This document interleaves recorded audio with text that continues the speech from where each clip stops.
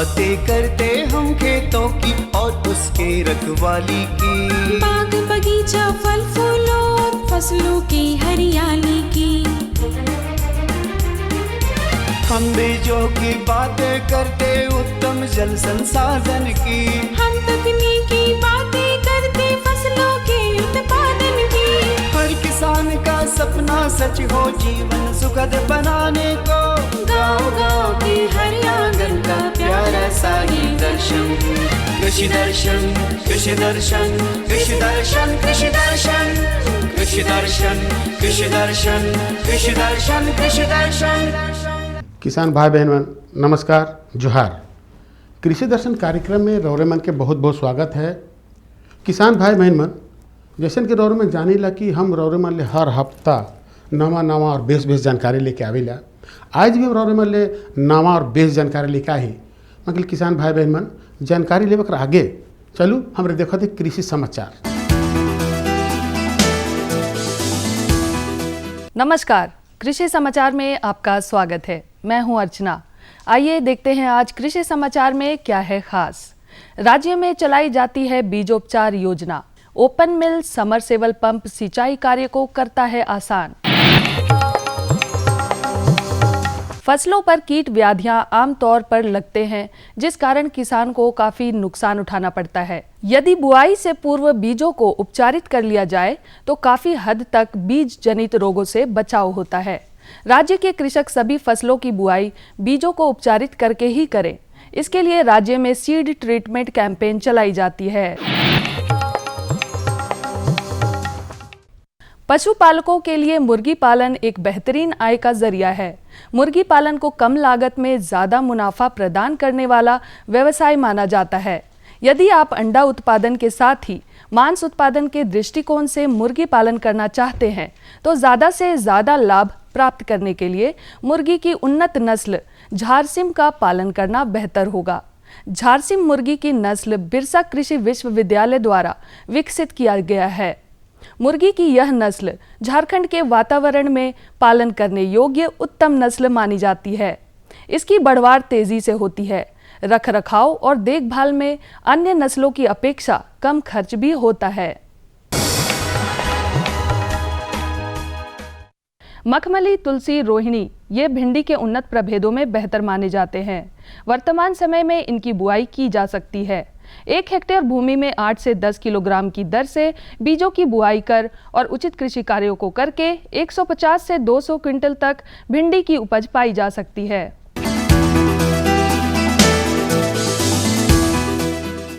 खेती बाड़ी में सिंचाई कार्य को आसान बनाता है ओपन मिल समरसेबल पंप।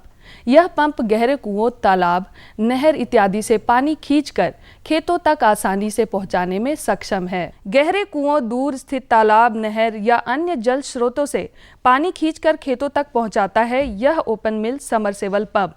यह पंप सिंचाई कार्य में लगने वाले मेहनत और मजदूरी की बचत के साथ समय की भी बचत करता है। कम जल उपलब्धता वाले जगहों में इसकी उपयोगिता बहुत है। यह उपकरण बाजार में उपलब्ध है। और अब एक नजर राज्य के कुछ प्रमुख शहरों के मौसम के मिजाज पर। आज राज्य के कुछ प्रमुख शहरों के तापमान इस प्रकार दर्ज किए गए। रांची अधिकतम 34 डिग्री सेल्सियस, न्यूनतम 20 डिग्री सेल्सियस। देवघर अधिकतम 37 डिग्री सेल्सियस, न्यूनतम 19 डिग्री सेल्सियस। जमशेदपुर अधिकतम 37 डिग्री सेल्सियस, न्यूनतम 22 डिग्री सेल्सियस। मेदिनीनगर अधिकतम 35 डिग्री सेल्सियस, न्यूनतम 20 डिग्री सेल्सियस। धनबाद अधिकतम 37 डिग्री सेल्सियस, न्यूनतम 19 डिग्री सेल्सियस। कृषि समाचार में आज इतना ही। अगले दिन अगले अंक में फिर मुलाकात होगी कुछ ताजा तरीन खबरों के साथ। तब तक के लिए दीजिए इजाजत। नमस्कार, जोहार। कृषि समाचार में रोरेमन तकनीक कर बारे में, उपकरण कर बारे में, मौसम कर हाल कर बारे में, मंडी भाव कर बारे में और कृषि संबंधी नवा जानकारी मिलक। एखन बेरा हो जाए छोटा सा विराम के। हम विराम के बाद घुर के आवा थी और मन के जानकारी देवा थी।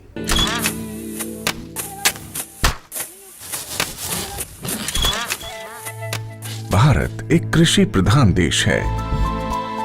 भारतीय अर्थव्यवस्था में कृषि एक मुख्य स्तंभ की तरह है और हमारे किसान अन्नदाता। लेकिन कभी कभी प्रकृति के सख्त तेवर के कारण हमारे किसानों को उचित कृषि उत्पाद हासिल नहीं हो पाता। ऐसी स्थिति में उन्हें सुरक्षित रखने के लिए प्रधानमंत्री फसल बीमा योजना प्रदान की गई है। प्रधानमंत्री फसल बीमा योजना को किसानों तक पहुंचाना और उन्हें लाभान्वित करने का काम बैंक और राज्य स्तरीय बैंकर समितियां यानी SLBC की हैं। इनमें सार्वजनिक और निजी वाणिज्यिक बैंक के अलावा क्षेत्रीय, ग्रामीण, सहकारी बैंक के साथ साथ कई प्राथमिक कृषि सहकारी ऋण समितियों को भी शामिल किया गया है। इस योजना का लाभ उठाने के लिए किसानों का नामांकन जरूरी है। इस समय 540 बैंक की 1.5 लाख शाखाओं के द्वारा किसानों का नामांकन किया जा रहा है। प्रधानमंत्री फसल बीमा योजना एक कारगर उपाय है। ये हमारे लिए सुरक्षा कवच की तरह है। फसल अगर बर्बाद भी हुई तो भी हमें मुआवजा मिल जाता है।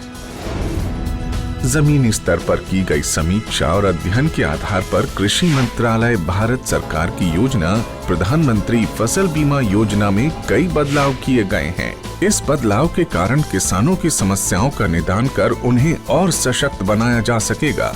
इसके अलावा SLBC और बैंकों के कार्यों और भूमिकाओं को और अधिक विस्तृत किया गया है। इसके अंतर्गत प्रधानमंत्री फसल बीमा योजना में किसानों का नामांकन अब उनकी इच्छा पर निर्भर है। वो नामांकन के लिए स्वतंत्र हैं। योजना के बेहतर कार्यान्वयन के लिए बैंकों के कार्यों में किसान अकाउंट के दावे का निपटान, ऋणी किसानों का प्रीमियम काटना और गैर ऋणी किसानों से प्रीमियम जमा करवाकर बीमा कंपनी को भेजना, राष्ट्रीय फसल बीमा पोर्टल पर किसानों के विवरण की अपलोडिंग, फसल हानि की समीक्षा को सुनिश्चित करना और किसानों की फसल हानि की सूचना बीमा कंपनी तक पहुंचाने का काम भी बैंकों के द्वारा ही किया जाएगा। इसी प्रकार योजना को क्रियान्वित करने वाले बैंक योजना से संबंधित विशेष जागरूकता अभियान को समय समय पर ऋणी और गैर ऋणी किसानों के लिए आयोजित करेंगे। ऋणी किसानों को योजना में भाग लेने के लिए उन्हें कॉल या SMS के द्वारा भी संपर्क और सूचित किया जाएगा। नामांकन की सुविधा के लिए जन धन खाता या बचत खाते का होना जरूरी है। गैर ऋणी किसानों का बैंक में खाता मौजूद नहीं है तो पहले उनका बचत खाता खोलकर सभी सुविधाएं दी जाएंगी। बैंक की शाखाओं को घोषणा पत्र की हार्ड और सॉफ्ट कॉपी को भविष्य में पत्राचार के लिए संभाल कर रखना होगा और उसकी एक कॉपी या एक्नॉलेजमेंट किसान के हवाले किया जाएगा। नामांकन के लिए कट ऑफ डेट से 2 दिन पहले तक बीमा के लिए फसल का नाम बदलने का प्रावधान होगा। बैंक की शाखाएं नेशनल क्रॉप इंश्योरेंस पोर्टल पर सभी विवरण भी दर्ज करेंगी। सभी किसानों और विशेष ऋणी किसानों के आधार नंबर को जांचकर बैंक द्वारा अपडेट किया जाएगा। राज्य और जिला अधिकारी, संबंधित एजेंसी और बीमा कंपनी के समक्ष किसानों को शिकायतों की सुविधा प्रदान करने का काम भी बैंकों के द्वारा किया जाएगा। SLBC बैंकों के लिए स्थापित एक शीर्ष संस्था है। यह संस्था राज्य सरकार और भारत सरकार के साथ समन्वय स्थापित कर सदस्य बैंकों के द्वारा प्रधानमंत्री फसल बीमा योजना को क्रियान्वित कर भारत के किसानों को सशक्त करने का काम कर रही है और उसका सीधा लाभ हमारे देश के किसानों तक पहुंचाया जा रहा है। सशक्त किसान, देश की शान। तो चलो पर सीधे चला थी और मांझी और गोपाल जी से जानकारी लेवा थी।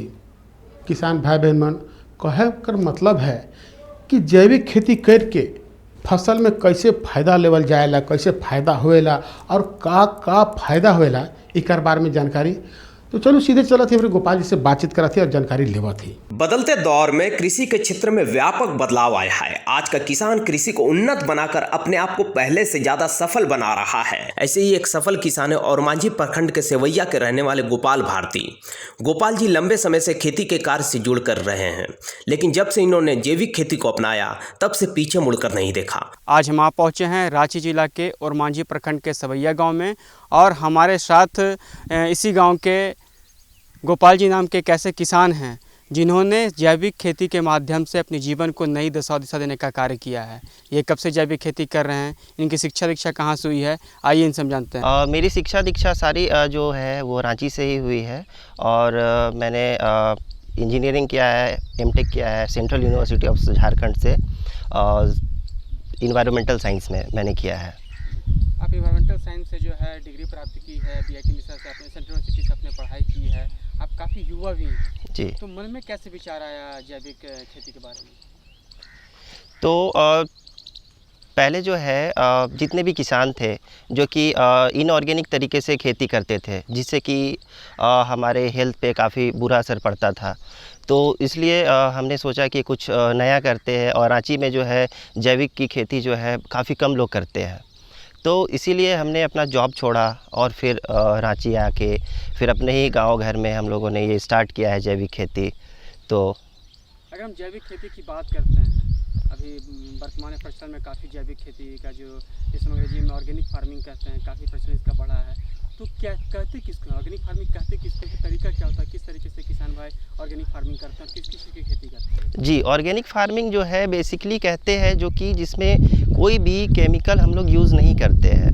जैसे कि पहले के किसान थे जो कि यूरिया यूज़ करते थे, बहुत सारे ऐसे केमिकल यूज़ करते थे जो कि हमारे मिट्टी का जो है फर्टिलिटी जो है वो कम हो जाता था।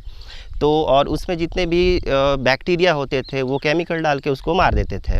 तो इसलिए हम लोग जो है कि ऑर्गेनिक तरीके से खेती करते हैं और जिसमें कि हम लोग बैक्टीरिया ग्रो करवाते हैं, और जो कि किसान और हम वो काम नहीं करते, वो अपना खेती जो है वो बैक्टीरिया ही करते हैं। जैविक खेती के जरिए अपनी सफल पहचान बना चुके गोपाल जी जैविक खेती के जरिए अच्छा लाभ तो कमा ही रहे हैं, साथ ही साथ उनके द्वारा उपजाए जाने वाले फल सब्जियों की डिमांड ज़्यादा से ज़्यादा बाजार में होती है, जिसका पूरा फ़ायदा गोपाल जी को मिलता है। मिट्टी पे तो काफ़ी अच्छा, अगर हम लोग ऑर्गेनिक तरीके से खेती करते हैं तो मिट्टी जो है काफ़ी अच्छा फर्टाइल हो जाता है। और जो भी हम लोग अभी देख सकते हैं, अभी हम लोगों ने तारबूज लगाया है, तो तारबूज भी हम लोग पूरा ऑर्गेनिक तरीके से करते हैं। अगर इनऑर्गेनिक तरीके से भी लोग करते हैं और ऑर्गेनिक तरीके से करते हैं, हम लोगों ने काफ़ी, ये आप देख सकते हैं कि ये मल्चिंग हम लोगों ने किया हुआ है।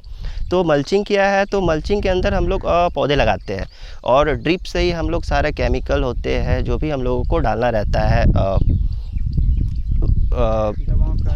जो भी हम लोगों को केमिकल डालना पड़ता है, जो ऑर्गेनिक केमिकल होते हैं वो हम लोग वो ड्रिप के थ्रू डालते हैं, जिससे क्या होता है कि बैक्टीरिया जो ग्रो करता है वो ये मल्च के अंदर ही रहता है। और जब मल्च के अंदर रहता है तो जो भी हमारा ग्रोथ है प्लांट का वो काफ़ी अच्छे से हो सकता है।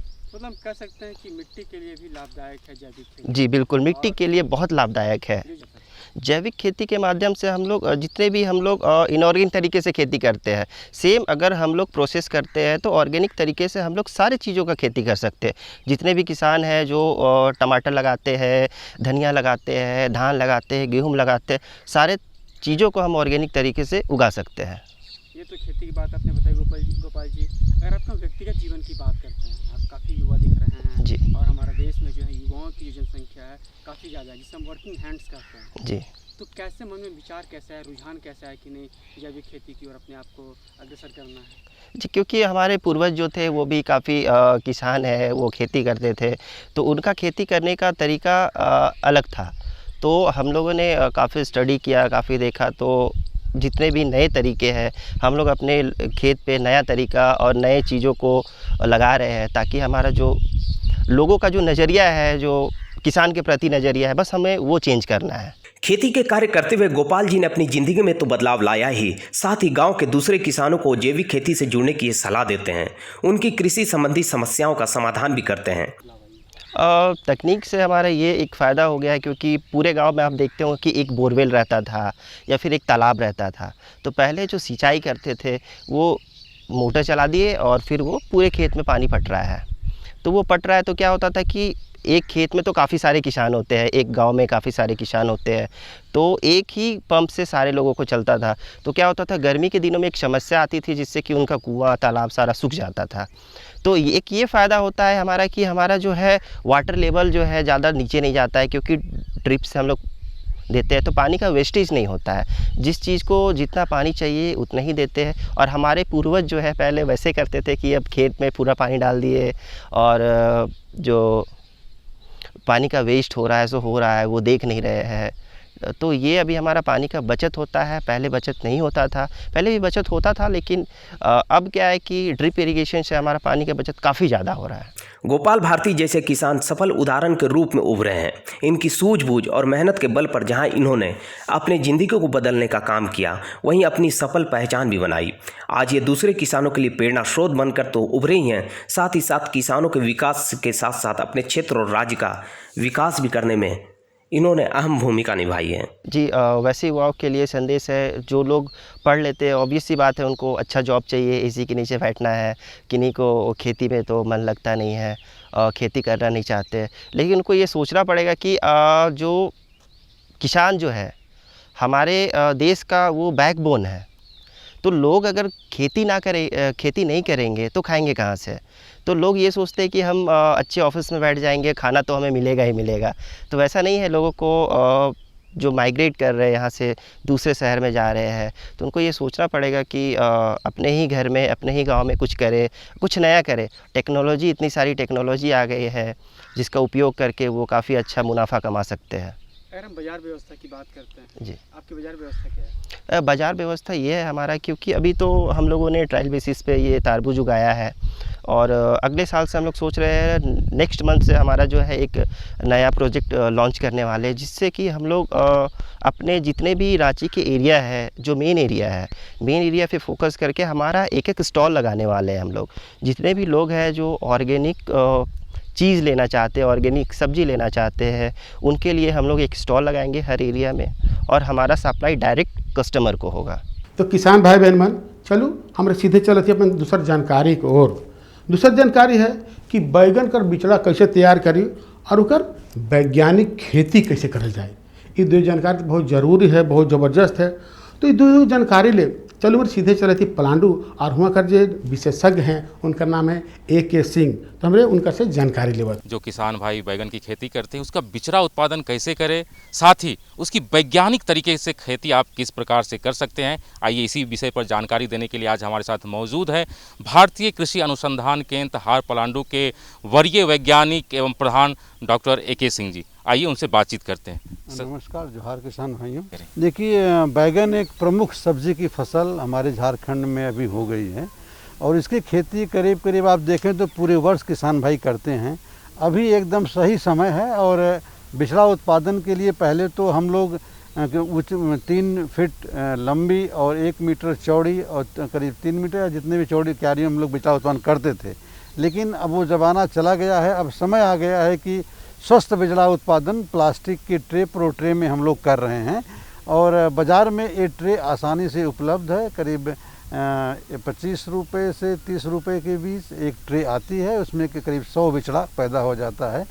और कोकोपीट एक मिक्सचर बनाया हुआ आता है, क्योंकि बहुत सारी बीमारियां बीज से ही फैलती हैं, और बिचड़ा अगर स्वस्थ रहेगा तो बीमारियां अपने आप नियंत्रित हो जाती हैं। इसलिए कोकोपीट स्टरलाइज किया हुआ बाज़ार में उपलब्ध है। उसको हम लोग उस जो छोटे छोटे खाने होते हैं प्रो ट्रे में भरते हैं, और एक खाने में एक ही बीज गिराना उचित रहता है, और ऐसा करने से 3 सप्ताह में बिचड़ा तैयार हो जाता है। तो ये आजकल सबसे वैज्ञानिक विधि। सब्जियों की बात करें, चाहे जितने भी सब्जियों का बिचड़ा हम लोग बना रहे हैं, टमाटर भी हो सकता है, उसमें मिर्च भी हो सकता है, शिमला मिर्च, जिनके भी बीज छोटे हैं और हम लोग पौध बना करके या बिचड़ा बना करके रोपाई करते हैं। ये प्रो ट्रे तकनीकी सब्जी बिचड़ा उत्पादन के लिए सबसे उत्तम अभी मानी जा रही है। बैगन की बिचड़ा उत्पादन की यदि बात करें तो किन किन बातों पर विशेष ध्यान देने की जरूरत होती है? देखिए, उत्तम बीज के गुणवत्ता युक्त बीज एक प्रथम आवश्यकता होती है। हम लोग अपने अनुसंधान केंद्र पलांडू से उच्च कोटि के जीवाणु मुरझा अवरोधी किस्मों का विकास इस केंद्र से किया है। हमारे झारखंड की मृदा चूँकि अम्लीय है, इसलिए इसमें जीवाणु मुरझा रोग काफ़ी बड़े पैमाने पे आता है। ऐसी किस्में जिसमें जीवाणु मुरझा रोग से लड़ने की क्षमता नहीं होती है, हमारे इस झारखंड के जलवायु में उत्तम नहीं मानी गई हैं, और पैदावार भी अच्छी नहीं मिलती है। यहाँ पे सामान्य और संकर दोनों किस्मों का विकास हम लोग अनुसंधान केंद्र पलांडू से हम लोगों ने किया है। अगर सामान्य किस्मों की बात करें, स्वर्ण श्यामली, स्वर्ण अविलंब बड़ी अच्छी किस्में हैं, और एक स्वर्ण शोभा भी है जो कि सफ़ेद रंग हल्का बैगन होता है, ऊपर नीले धारी हुए। तो ये बैगन की सामान्य किस्में हैं। इसके अलावा संकर किस्म में स्वर्ण मोहित बहुत अच्छी एक संकर किस्म है, इसका भी बिचड़ा हम लोग यहाँ पे बना रहे हैं और बीज भी अधिक मात्रा में उपलब्ध है। इसलिए किसान भाई उन्नत किस्म का बीज का चुनाव जरूर करें और समय पे बिचड़ा लगाएं और समय समय पर पानी आदि की व्यवस्था रखें ताकि हमारी पौध स्वस्थ बन निकले। इसके लगाने की जो सही समय वो क्या है? हम लोगों ने तो अभी हमारे पास बिचड़ा इसका तैयार भी है। जो किसान भाई बरसात के मौसम में खेती करना चाहते हैं, जिनकी ज़मीन ऊपरवार है, जल भराव की समस्या नहीं है, अभी भी बैगन का बिचड़ा लगा सकते हैं। जो किसान भाई अभी जिनके पास ऊपरवार ज़मीन नहीं है, पानी भरने की समस्या है, निचली ज़मीन है, वो लोग जनरली हम लोग 15 अगस्त से 15 सितंबर के बीच बिचड़ा लगाने की सिफारिश करते हैं। लेकिन जिन किसान भाइयों को शौक़ है कि बरसात के मौसम में इसका बिचड़ा लगा करके बैगन की फसल से अधिक मुनाफा कमाना चाहते हैं तो अभी भी समय है, लगा सकते हैं। और करीब 1.5 महीने के बाद या 45 से 50 दिन के बाद फूल फल आने लगते हैं और जुलाई अगस्त में करीब 15 जुलाई के बाद फल निकलना भी शुरू हो जाएगा। क्योंकि अभी अगर बिचड़ा लगाएं किसान भाई तो 3 सप्ताह उनका चला जाएगा। मतलब अगर 1 जून आने जा रहा है तो 20-22 जून के भी बारिशें शुरू हो जाती हैं, उस समय रोपाई का उचित समय नहीं रह जाता है। इसलिए अभी कुछ किसान भाई करना चाहते हैं तो हम लोगों ने बिचड़ा बना के रखा है, यहाँ से ले जा कर के लगा सकते। ये तो हो गया बिचड़ा उत्पादन की बात। यदि हम वैज्ञानिक खेती की बात करें बैगन की, हाँ, तो वो किस तरीके से करें? आजकल कोई भी हम सब्जी फसल की खेती कर रहे हैं, सब्जी फसलें कम समय में अधिक उत्पादन देती हैं। सबसे पहले तो ज़मीन का चुनाव, अच्छी ज़मीन जिसमें जल निकास की व्यवस्था हो, जीवाणुयुक्त खाद प्रचुर मात्रा में हो, बैगन की खेती के लिए अच्छी मानी गई है। 2 से 3 बार हम लोग इसको जुताई करके और करीब जैविक खाद की बात करें तो आजकल तो गोबर की खाद की उपलब्धता बहुत कम हो गई है, फिर भी हम लोग सिफारिश करते हैं करीब 200 क्विंटल प्रति हेक्टेयर सड़ी हुई गोबर की खाद का प्रयोग करें। और चूँकि अम्लीय मिट्टी है, कृषि योग्य चूना का भी व्यवहार जरूरी है। अगर केचुआ की खाद या वर्मी कंपोस्ट मिल रहा है और इससे गोबर की खाद का अभाव है तो हम लोग केचुआ की खाद को भी प्रयोग गोबर की खाद की जगह कर सकते हैं। इसके साथ साथ जो मुख्य पोषक तत्व हैं नाइट्रोजन, फास्फोरस और पोटास, तीनों पोषक तत्वों की उचित मात्रा हम लोग 120 से 150 किलोग्राम नाइट्रोजन, 80 किलोग्राम फास्फोरस और करीब 80 किलोग्राम पोटास भी तत्व के रूप में बैगन में देते हैं। जहाँ तक बात है कि खाद एवं उर्वरक का प्रयोग कैसे करें, 1/3 नाइट्रोजन की मात्रा के साथ फास्फोरस पोटास की पूर्ति मात्रा खेत तैयार करते समय, जब हम लोग गोबर की खाद का प्रयोग भी खेत तैयार करते समय ही करना है, उस समय करना चाहिए। और रोपाई के करीब हम लोग 1-1 महीने के अंतराल पर खड़ी फसल में शेष बची हुई नाइट्रोजन को जड़ के चारों तरफ देते हैं, जिससे कि पौधे का विकास अच्छा हो और फूल अच्छा आता है तथा उत्पादन भी अच्छा मिलता है। तो इस तरह से किसान भाई अगर रोपाई करते हैं तो निश्चित रूप से बैगन की फसल से अच्छा नफा मिलेगा। अभी बरसात का समय आने वाला है, हाँ, इस स्थिति में क्या देखभाल क्या होनी चाहिए? बरसात के मौसम में जो किसान भाई बरसात की खेती कर रहे हैं तो पहले तो सबसे पहले जल निकास की उचित व्यवस्था रखना बहुत ज़रूरी है। और पौधे चूँकि सहारा देना भी, चाहे वो टमाटर की खेती करें चाहे बैगन की खेती करें, सहारा देना किसान भाई नहीं भूलना चाहिए। बरसात में कई बार बैगन में ज़रूरत तो बहुत कम पड़ती, फिर भी अगर डंडे के सहारे से फल को ज़मीन से ना लगने दिया जाए तो निश्चित रूप से फल सड़ने की समस्या कम आगे। एक फमोसिस ब्लाइट, एक फफूंद जनित बीमारी आती है जो फल ज़मीन पे छू जाते हैं या नमी की अधिक मात्रा होती है तब ये बीमारी बहुत ज़्यादा आती है। तो अगर बरसात के मौसम में किसान भाई खेती कर रहे हैं तो जल निकास की उचित व्यवस्था रखना बहुत ही ज़रूरी है। और समय समय पर खरपतवार नियंत्रण अगर करेंगे तो तभी जाके फसल बच पाएगी। वैसे तो आजकल मल्चिंग का प्रयोग किसान भाई भी कर रहे हैं। अगर प्लास्टिक मल्च का प्रयोग करते हैं तो हमारा बहुत सारा जो लागत है खरपतवार नियंत्रण की वो स्वतः ही कम हो जाती है और उत्पादन भी अच्छा मिलता है। तो किसान भाई अगर अभी खेती करना चाहें तो ऊँची उठी हुई क्यारियों में 60 सेंटीमीटर करीब पौधे से पौधे की दूरी हम लोग रखते हैं और 60 सेंटीमीटर लाइन से लाइन की दूरी भी रखें। अगर ऊंची उठी हुई क्यारियाँ बना रहे हैं तो 1 मीटर चौड़ी क्यारी पे दोनों तरफ लगाएं पौधे, जिससे कि बीच के नाली के रास्ते से पानी भी निकल जाएगा और उत्पादन भी अच्छा मिलेगा। तो किसान भाई बहन मन बताओ कि ये दुयो जानकारी रोरे कैसे लागलक भाई, बढ़िया है नहीं, बेस है नहीं। और एक और बात कहे कि अगर कोई ऐसा जानकारी को रोठिन है या हमरे से कोई जानकारी चाहिए तो पता के जरूर लिखूँ। पता है कार्यक्रम कृषि दर्शन द्वारा केंद्र निदेशक दूरदर्शन केंद्र रातुर रांची और पिन कोड संख्या है 834001। एगो और जानकारी देवे के है कि देखो, अगर रौरेमन के जो पसंदीदा कार्यक्रम है कृषि दर्शन, अगर छूट गया तो परेशानी कर बात न के, चिंता कर बात न के। रौरेमन अपन मोबाइल के यूट्यूब में, फेसबुक में, ट्विटर में जाके देख सकीला और जानकारी के दोहरा के पा सकीला। तो आज रौरेमन इजाज़त दो, मकील एहे दिना और एहे बेरा नवा जानकारी के साथ और उपस्थित हो। तब तक इजाज़त दो, नमस्कार, जोहार। हम बीजों की बातें करते उत्तम जल संसाधन की, हम तकनीकी बातें करते फसलों के उत्पादन की।